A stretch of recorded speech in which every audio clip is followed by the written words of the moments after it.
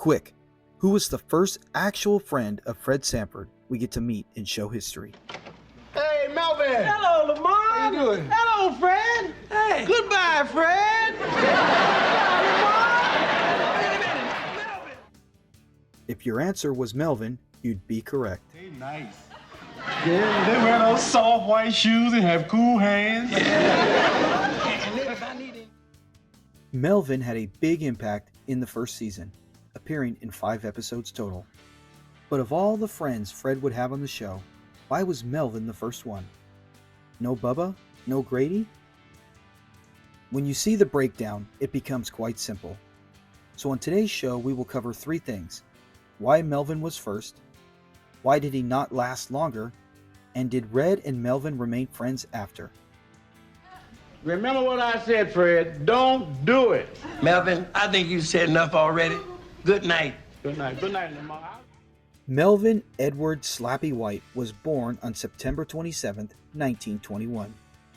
It wasn't long before White was performing for crowds. By the age of 10, he was dancing out near the Royal Theatre for coins.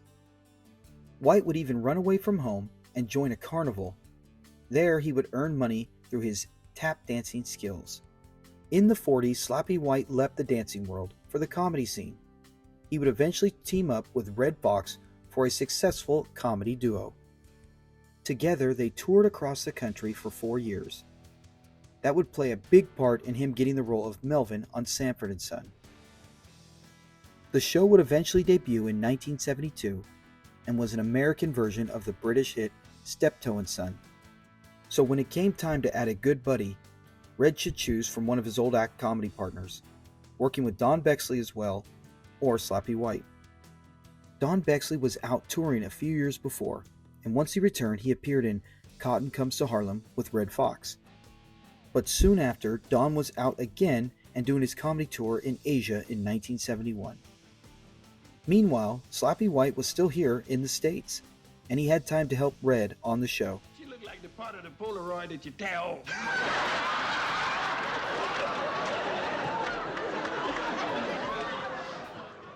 Melvin was introduced in the 9th episode of Season 1 titled Coffins for Sale. Do you know anybody around that might be able to use one? Well, if he can use it, he's no longer around. And on the other hand, if he's around, he can't use it.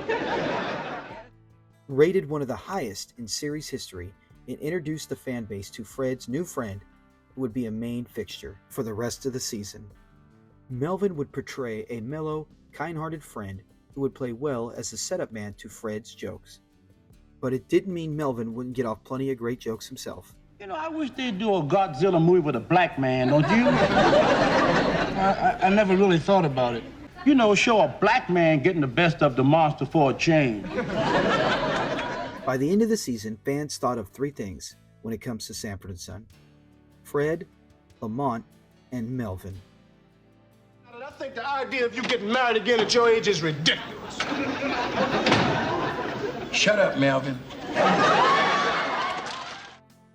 When Season 2 would begin, Don Bexley had returned from his tour in Asia, and Red wanted to bring another friend onto the show. Bexley had never appeared on TV, and producers were worried about it.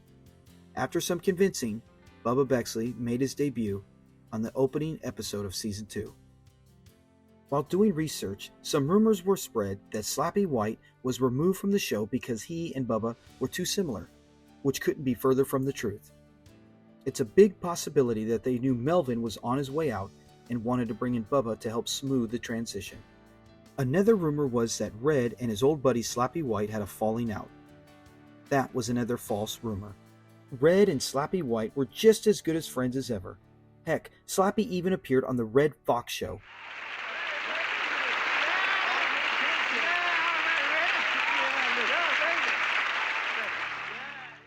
That appeared 5 years after he had left Sanford and Son, so their friendship was just as strong as ever. The real reason Melvin Slappy White left Sanford and Son is simple. He was given a better deal. The Flamingo Hotel came calling and made White an offer he could not refuse. A $1 million contract was signed in 1973, and Slappy was no longer able to perform on Sanford and Son. As sad as that would be for fans of Melvin's character, no one could blame him for that. Slappy was incredibly grateful for Red, giving him a job on a new popular show, an exposure that might have even helped play a role in his new Vegas job. So for anyone to ever think there was a rift between the duo, we can put that rumor to rest. All fans of Sanford and Son can agree Melvin's introduction was one they'll never forget. Hello, Lamar. How you doing? Hello, Fred. Hey. Goodbye, Fred. Wait a minute. Melvin! But sadly, his exit wasn't as memorable. Like Melvin's time on the show, it was short and sweet. Most of us would have loved to have had more Melvin and his hangouts with Fred and Lamont, but we can all be happy with the fact that Melvin left us for better things.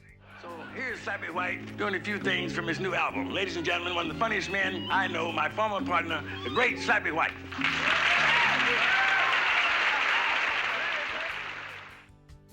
His stay in Sanford and Son was small, but there's one thing we can all do: enjoy his 6 appearances and give him the appreciation he always deserved. One thing all Sanford and Son fans can agree on: we all love Uncle Woody. Hello? Laverne? Yes, Lord Woody here. Woody was the perfect character to play off the overbearing Aunt Esther. Now, I'm getting tired of you thinking I've done something wrong when I haven't done anything wrong. He was perhaps the most realistic character on the show, making him the most relatable. He had many characteristics that we loved: patience, Would you give me my suitcase? kindness, Cute and pretty and sweet and charming. That doesn't mean that I like her better than you just because you're not. and of course, a sobering look at life. Esther. Shh. What? Somebody's calling you. So today we will look a bit into the character Woody, but more importantly into the 2 men that played him and gave Woody that charm we all came to love.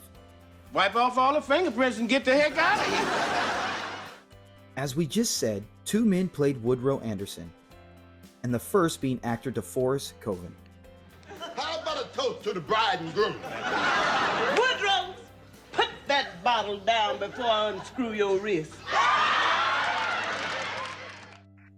Woody's debut came in Season 3, Episode 9, titled The Engagement. Ironically, both DeForest and Raymond were shorter men, making it more believable when Esther would threaten Woody with a beating. Better grab yourself a drink before Woody hits his stride over here. Put that bottle down, Woodrow. Don't let me have to knock you out. I had to start something to get something over, so if you done started something, I'm gonna get it over.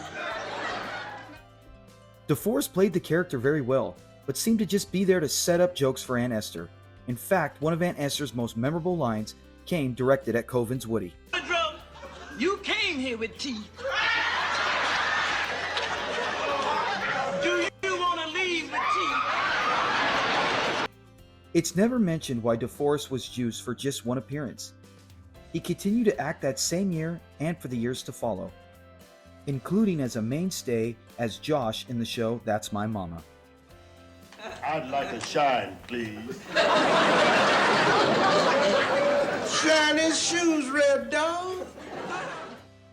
One can only guess that maybe as the character would grow in the series, they felt he was a bit rusty for a bigger role, as DeForest hadn't appeared in a show or movie for the last 10 years before this.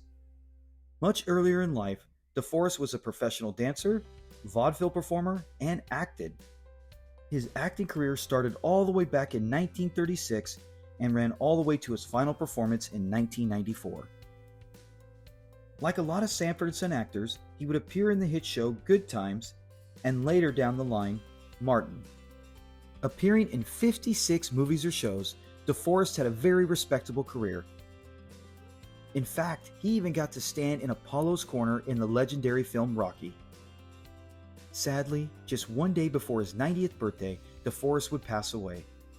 To most fans of his, he will always be remembered as Josh from That's My Mama. But to us Sanford and Son fans, he will always be the OG Woody Anderson. How about a toast to the bride and groom?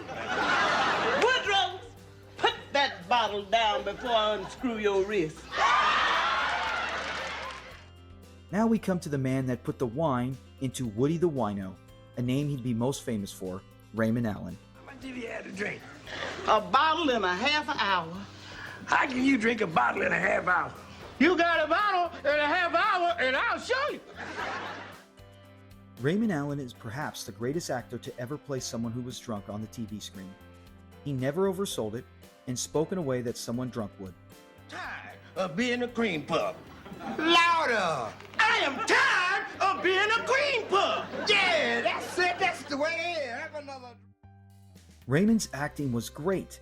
In fact, he would be used in many other shows in the 70s, such as What's Happening, Good Times, and even a recurring role in Starsky and Hutch. But something about the way he played Woody made him feel so real, and we all got excited when he appeared on screen. Big difference between Wixie and whiskey. You see? Oh, shut up, Woody. How Raymond came to the role, it's unknown. But like DeForest, he didn't have a lot of roles leading up to this part. Appearing in Fight That Ghost in 1946, then over 20 years later in Mean Mother with an uncredited role. But seeing how he was friends with Red Foxx, that could have been the main reason. Now, what does that tell you, huh? We all know how Red loved to help his friends out. But for whatever the reason, Raymond would nail the role and make it his, making it impossible to think of another playing the role. And the fact that we did get another person who played the role, and he's hardly ever mentioned when Woody's character is brought up, that tells you why Raymond Allen is the best. Now, what does that tell you, huh? Raymond had 3 children of his own, and his daughter, Terrance Allen, even appeared as Michael's girlfriend in the show Good Times. During the 80s, Raymond fell ill and retired from acting, and appeared in just 13 movies and shows throughout his life. He did go on to improve with time, and he would go out of his way to make many public appearances and meet with fans. Sadly, as if 2020 wasn't bad enough, Raymond Allen would pass away August 10th, 2020 at the age of 91. Between both actors, we got 180 years of memories, experiences, and eventful lives. But with all their success and accomplishments in life, we here on the channel and all us fans of Sanford and Son appreciate the men for giving us such a fun, lovable, and relatable characters such as Woody Anderson. Sanford and Son was led by the funniest character to ever hit the TV screen, Fred Sanford. Hey, let's go back to that word game again. All right. All right. Fist. Oh, wait, not Miss.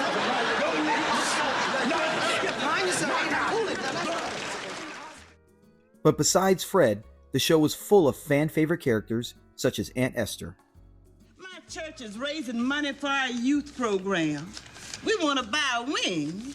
Well, let him have one of yours, Bat.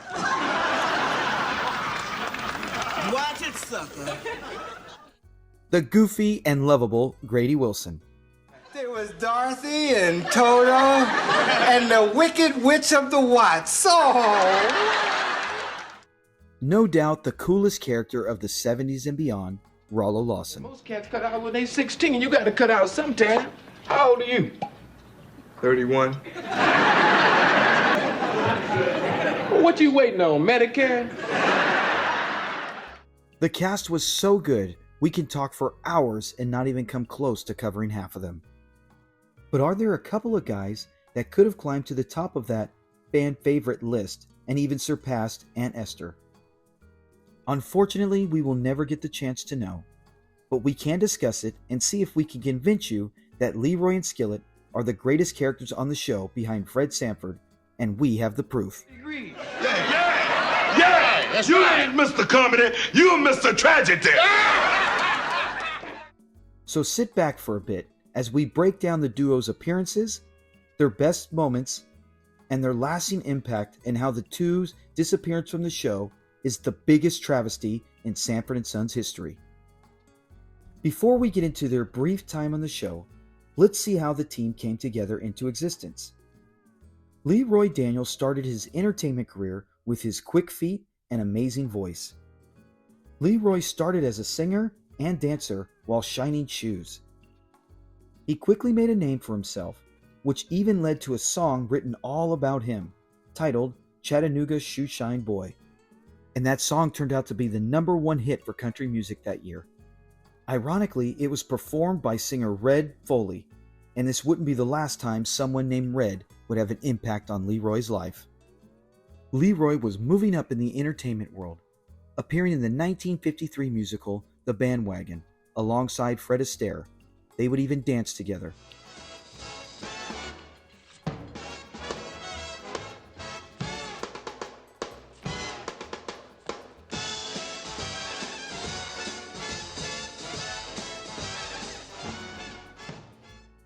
In the 60s, Leroy would team up with another successful comic, Ernest Skillet Mayhand. Skillet, like Leroy, made a name for himself on his own and early in his career. Skillet was part of a comedy act titled Pots, Pans, and Skillet, and while performing, he created a style of clothes that you almost certainly heard of, the zoot suit. The black community in Chicago and Detroit were very fond of them, and the style caught on. But when jazz singer Cab Calloway started wearing them, the popularity went through the roofs. And who's responsible for all this? None other than Skillet himself. I'm not tired. I'm exhausted. You're getting old, Skillet. Let me at the young blood. The new team of Leroy and Skillet would take the comedy scene by storm, dropping several comedy albums and gaining popularity for their raunchy style. The duo even went on to appear in a movie together that same decade, in Handle with Care in 1964. They even took on a third partner for a while, her name, LaWanda Page. My Bible says, be not drunk with wine. What do you say about scotch? The trio would go on to do their own comedy album together, and it was so raunchy it would put the great Aunt Esther to shame. It wasn't long before LaWanda Page joined Foxx in Sanford and Son. Red had success in bringing his comedy partners and friends onto the show. Great characters such as Melvin, Bubba, Aunt Esther. They were all old buddies and former comedy partners of Red, and he knew it was time to bring in the duo with the high energy and powerful voices. Well, would you look who's here? Hello, Fred. Look, Skillet, it's Fred. Hello, Fred. But how did Red know the team? Where did he meet Leroy and Skillet, you might ask? Well, in the 1940s and 50s, they were all entertainers for the Chitlin circuit. In fact, Skillet used to be the opening act for Leroy, LaWanda, and Red himself. So Red wasn't unfamiliar with the talent that the comedy duo had. So in 1973, Leroy and Skillet made their debut on Sanford and Son. Unfortunately, it was alongside Lena Horne and the great John Amos. So some fans forget this is actually their first appearance. Lena Horne. Yeah. Oh, yeah. It's really Lena. It's her all over. Who are these, little amongst little playmates? Their next appearance might actually be their best, at least for Leroy, as they shined in their interaction with Fred in the Chinese restaurant. What you trying to do? Hide? Oh, I get it. A little like cucaracha time. Just 2 episodes for the pair in season 2, but their last was so comical, fans were excited to see what was next for the duo and Fred. We didn't have to wait long for their next appearance. Season 3, Episode 4.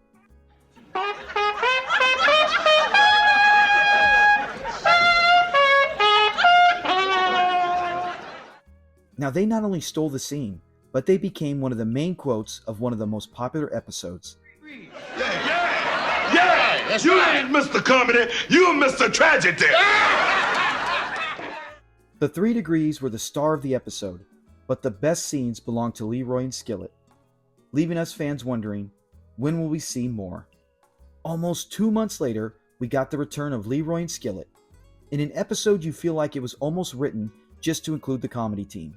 A house is not a pool room. Hey, Fred, you out of scotch? You out of your mind. I had a whole bottle of scotch. Huh? I had a whole bottle of scotch in that cabinet. That's what I'm saying. You had a whole bottle, but now you out. Once again, stealing the scenes and making the episode theirs.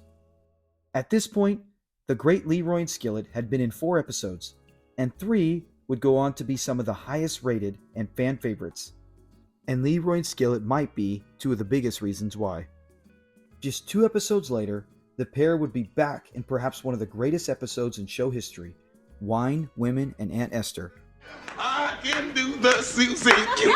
Bam, leave out the boom, bam. If I can do it, so can you. Like the previous appearance, this episode feels like it was created just to get Leroy and Skillet more time on the screen. And the opening scene shows previous comic legends from working the Chitlin circuit: Red, LaWanda, Dawn, Leroy and Skillet. A historic moment for the comedy and black community. Say, anybody know what Junior died of? Nobody knows. He was always sort of a hypochondriac. You mean an alcoholic? Perhaps the greatest part about this episode, we see another side of the two as they sing and dance and show just a few of their many other talents. How we used to do the Lenny How? Who? I invented it. Watch this. Go ahead. This episode went down as one of the highest rated and is constantly brought up by fans. And then, just like that, it was over. Leroy and Skillet would never be cast in a Sanford and Son show again. And to this day, us fans are still asking the question, why? Why would an entertaining and comedic duo with this kind of chemistry be removed from a show that was taking over television? Throughout the years, there had been many rumors about why the two were never asked back. So let's break down each rumor and try to figure out which one might actually be the reason why. And maybe Skillet's actual son could even shed some light on it. The first rumor we'll cover: Red had a falling out with Leroy and Skillet, possibly over a woman. This is most likely false, seeing how Red was married in 1973 and didn't separate until a year later. There could be a bit of truth to the argument though, seeing how Fred said himself in season 4, Leroy had a fight with him because he said Fred was always arguing. So that could have even been a heads up to the audience, who keep asking, where is Leroy and Skillet? Another rumor that holds some merit, that because Red was on strike, the duo refused to be on the show, possibly like Bubba, until Red returned. Then when Red returned, NBC decided they were not needed, even more so with the popularity of Grady. The final reason, and most likely, both parties just moved on. Season 4 had a lot of Grady, but not many scenes where Leroy and Skillet would be needed. So with that, they were just never called back to appear on the show. While Leroy and Skillet would continue to take their act out on the road. With the popularity from the show, they would go on to produce another record in 1974, which coincidentally coincided with season 4. So odds are that both sides just moved on. And the proof in that? It lies in the answer of Skillet's own son, Ivan Mahan. When I was able to ask him on social media, he said they were just glad to be on the show. So going through the duo's timeline and the comment by Skillet's son, it's safe to say the split was mutual. 5 episodes in all for the tandem, yet it feels so much more than that. The fact that the duo is always brought up when talked about for favorite characters shows the everlasting impact they had on all the fans. Appearing in nearly 10 times more episodes, Aunt Esther is always praised as the queen of comedy on the show. But we would have to wonder if Leroy and Skillet could overtake her throne as comedy royalty on Sanford and Son had the pair been given just half the amount of episodes that Esther was in. Let's go, Skillet. Let's let Fred and the Senora enjoy their dinner. Adios, you two. Please be sure to comment below on your thoughts, your favorite Leroy and Skillet moments, and could they have ever surpassed Aunt Esther? Grady Wilson. When you mention this name to Sanford and Son fans, 2 things usually happen. A smile arises, followed by a breakdown of their favorite scene with them. It was terrible. They even took him to the vet, but it was too late. The poor thing was DOA. That's drumstick on a rifle. Perhaps the most popular character behind Fred and Esther, Grady Wilson was a key character in helping Sanford and Son continue its rating dominance after the first 2 seasons. How big did Grady get? Whitman Mayo, the actor who played Grady, had just started his travel agency around the time as he got the part for Grady. Well, according to Whitman, he was under the impression it was a one-time appearance and that he would do the part, then return to help run the agency, which was fittingly called Mayo Travel Service. The problem was, Grady was just too good of a character to make one appearance and disappear from the show. She picked up a glass one time and threw it at him and broke all his teeth. Grady, how could she break all of his teeth? His teeth were in the glass. In fact, the producers of the show kept giving him more scenes. Heck, his second ever appearance, he was a major role in it. This little TV went to the market. To have a set with remote control. Yeah, and then when you hold it down, look at that, you ought to see them channels just whiz on through. Boom, boom, you know what I mean? That's what my set used to do. Yeah. Whitman took the material the writers gave him, but with his one-of-a-kind look and memorable laugh, he was quickly becoming a fan favorite. Come on, take it. Oh, and it's nice meeting you, Dennis. Denise! Yeah, Denise. Denise the Menace. Grady, in just a few episodes, became a must-keep, and after fighting with it, Whitman just accepted it and enjoyed the ride. You was a lucky April sour. Wait, please, Grady. Don't dance on my imitation Persian original rug. All that said, since starting this channel, I've never seen a character get more love-hate than Grady Wilson. Makes me feel like I want to barf. It's about 90-10 ratio for enjoy to dislike, but that 10% really can't stand Grady. Other than Cousin Emma, no character ever gets more negativity thrown their way. That said, being part of the 90% that loves Grady Wilson, I decided to dive deep into the character's history, his best moments, and some interesting facts about the actor who played him as well. So sit back and get ready to watch a little bit of television. The boss is gonna look at a little television. Or your cell phone, as we learn about Grady Wilson and what happened to Whitman Mayo after he played the iconic role. I think that's terrific, man. Thanks. Cornbread, congratulate me. Let's start out with some Grady Wilson facts. Grady appeared in 37 episodes in Sanford and Son, just putting him a bit behind Bubba and Esther, placing him number 5 in most appearances in show history. How to increase your sexual awareness with Yogi. When did he quit baseball? Despite some thinking his first appearance was in This Little TV Went to the Market, it was actually Libra rising all over. I just thought I'd stop by since I was passing this way to check you out. Just a good googly woo. What's wrong with you? Grady's first appearance was very memorable, and it set up the character so well, we know what we were getting for the next 4 seasons. Why, Grady? What's that mean? You got the same symptoms my cousin Charles had. What did he take for it? His last breath. Grady would appear in 15 episodes in his debut season, Season 3. Even taking over as the lead for Fred Sanford while he was away in St. Louis. Better knowing that his best friend couldn't take care of his only son while he was away. Entering Season 4, the show finishing number 3 in the ratings for Season 3, Fred had returned, but the love for Grady didn't dip. Hey, Pop, leave Grady alone, man. He's happy. I sure am. I feel a warm sensation in my heart. That ain't no sensation. That's gas. In fact, Grady would appear another 15 times that season, even having episodes centered around him with Fred there. Cornbread, congratulate me. I'm getting married. That's impossible.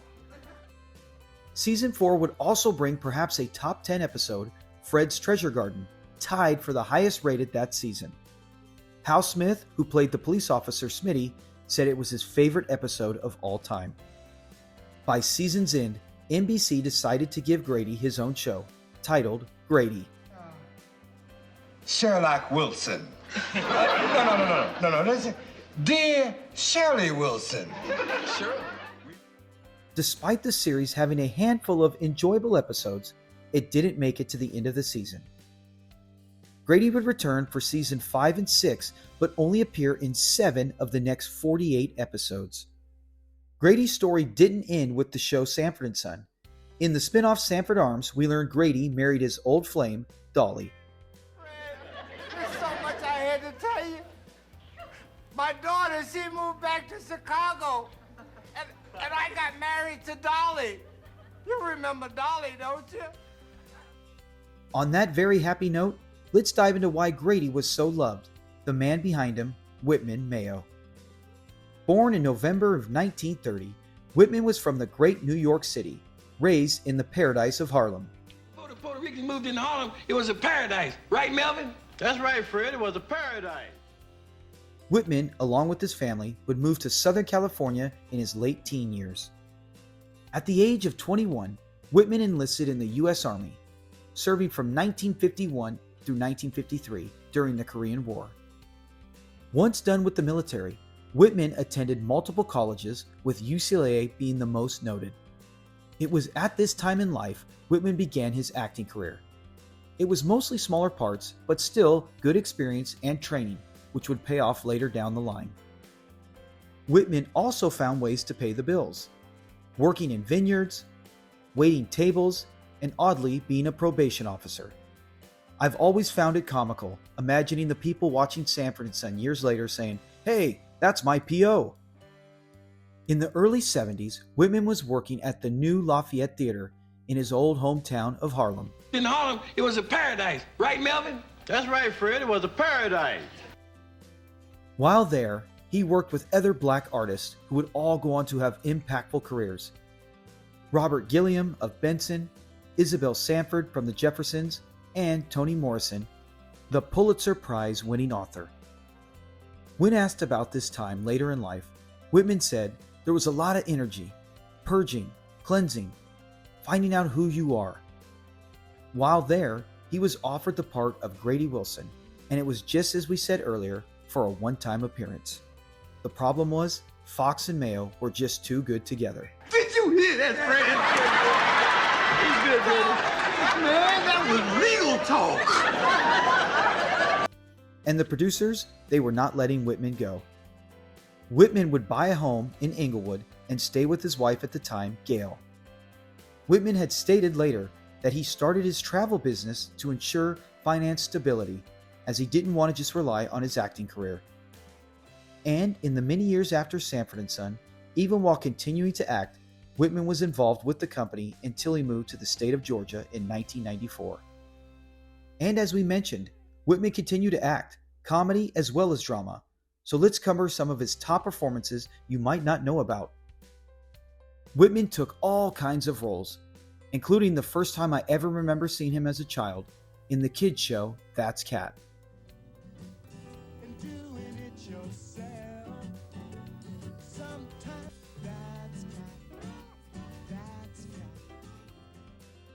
Whitman made the rounds throughout the 80s. Give Me a Break, Different Strokes, Hill Street Blues. Whitman would take on many different roles, not just comedy, even working in several movies. DC Cab and Of Mice and Men, one of his greatest acting performances. Suppose you didn't have nobody. Suppose you couldn't go in the bunkhouse and play rummy 'cause you was black. Suppose you had to sit out here and read books. Books ain't no good. A man needs somebody to talk to. I tell you, he gets too lonely. Of Mice and Men really displayed his acting, and you can feel the fear and sadness in the character's voice. He would return to a full-time show as Doc in The Van Dyke Show, starring Dick Van Dyke and his son. I mean, I do whatever I want. I listen to music, read a book, cook eggs in the nude. Don't ever invite me over for breakfast. The 90s rolled around and Whitman was continuing to shine, appearing in 2 episodes of the show Amen, along fellow Sanford and Son cast member and good friend LaWanda Page.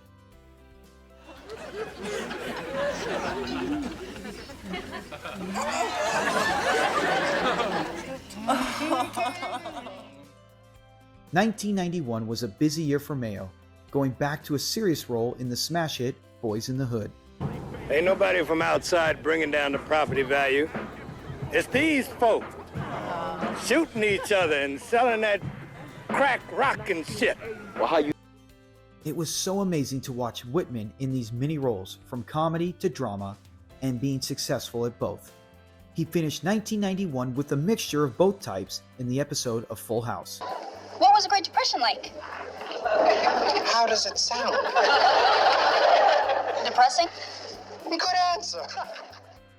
We would see Whitman continue in the 90s in shows like Martin, Family Matters, and ER. Whitman's final role would be in the 2001 movie Boycott. I'd like to make a motion. All right. The motion is denied. I didn't make the motion yet. Well, you were fixing to. All right. Welcome to Montgomery, brother. In Whitman's personal life, he was married 3 times and had 3 children, one being Ron Mayo, who became a member of the Georgia House of Representatives in 2009. On May 22, 2001, Whitman Mayo would pass away. A bit of a bizarre coincidence, he would pass away at the Grady's Memorial Hospital, and from the same thing his good friend Red Foxx did, a heart attack. When going through Whitman's life, we can see why his most famous character was so beloved. His looks, welcoming smile, and contagious laugh made us always want more Grady. And you expect me to believe a cock and bull story like that? And thanks to Whitman sticking around on the show, that's exactly what we got. If you enjoyed this video, please leave a like, and if you love Sanford and Son, please help us reach our goal of 100,000 subscribers and subscribe today. The great Red Foxx is known for a lot of things throughout his life. Comedy. My stories tonight will be different than most stories because they won't mean too much to people that understand what I'm talking about. I always like Starring in many variety shows. every show tonight from 8 to 11 has a black on it. Cotter, What's Happening, Barney Miller, Carter's Country, and of course, us. In other words, welcome to Spook Night. And doing the absolute best fake heart attacks. Elizabeth, if you're looking down on all this, honey, don't look. But today, we are going to look into Red Fox's life and show you 10 things you most likely didn't know. So join us as we dive deep into the comic's life. Red Foxx wasn't his birth name. Born with the name John Elroy Sanford, he had a ruddy complexion and would earn the nickname Red. And his last name? From a favorite player of Red personally, MLB legend Jimmy Foxx. And with that, we got the great Red Foxx. Red started his entertainment career in a band? While leaving his hometown of St. Louis, Red felt his life wasn't meant for school and rules. He ran away from home at the young age of 13 and set out to Chicago. While there, he was able to earn money and take care of himself while playing the washboard in a band. Red was in the band for 3 years before he decided to move on. Chicago Red meets Detroit Red. Red moved from Chicago and took up residence in Harlem, New York. Listen, before the Puerto Ricans moved into Harlem, it was a paradise. Right, Melvin? That's right, Fred. It was a paradise. While there, he would work as a dishwasher at Jimmy's Chicken Shack and meet Malcolm Little. Malcolm was from Detroit and, like Red, had the same complexion and reddish type hair. Malcolm would earn the nickname Detroit Red and become great friends with Red Foxx, who had the nickname Chicago Red. The two even did some small-time crimes together before Malcolm would get arrested and eventually become Malcolm X. Red Foxx was married multiple times. Red Foxx openly admitted he loves beautiful women and made some wrong choices in life. It's hard to argue against him. He married not once, not twice, but 4 times. His second marriage lasted the longest, nearly 20 years. In all of Red's marriages, he never had any biological children, but he did adopt Harris's daughter, Debrica. Red Foxx had the Sanford and Son truck. After the series Sanford and Son ended, Red Foxx kept the truck at his Vegas home. Eventually, he would sell the truck for $3,000. Blue Line Classics owns it today, but it might be a good thing that Red sold it. It's most likely it would have been taken away from the government when they came coming for the back taxes. Red Foxx avoids the draft. During World War II, Foxx was up to enlist and was drafted. To prevent from going into the military, Foxx ate half a bar of soap right before his physical, which caused heart palpitations. This kept him from having to join up in the military. Red Foxx and Damon Wilson had a falling out. The two were like brothers, according to Damon Wilson in an interview. Big brother and little brother. So what caused the breakup? Red leaving NBC and Sanford and Son and not even mentioning it to Damon. Damon thought and was planning on a season 7 of Sanford and Son. But while at NBC Studios, a worker there told him that Red was leaving and going to ABC. Damon felt betrayed, and after that, they only spoke one more time in Red's life. Red Foxx brought a lot of his personal life into Sanford and Son. Everything from the fake heart attacks, his friends on the show like Aunt Esther, Bubba, played by Don Bexley, a former comedy partner, Melvin, played by Slappy White, another former comedy partner, and Leroy and Skillet, just to name a few. Even the name Fred G. Sanford. They were all from Red's life. The heart attacks were actually inspired from his mom in real life, and the name Fred G. Sanford was his father's and older brother's actual name.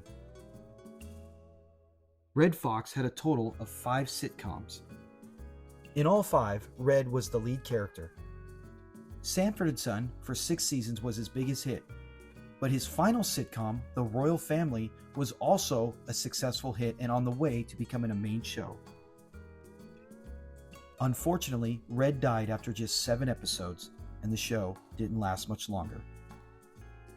Red Foxx does not have a star on the Hollywood Walk of Fame.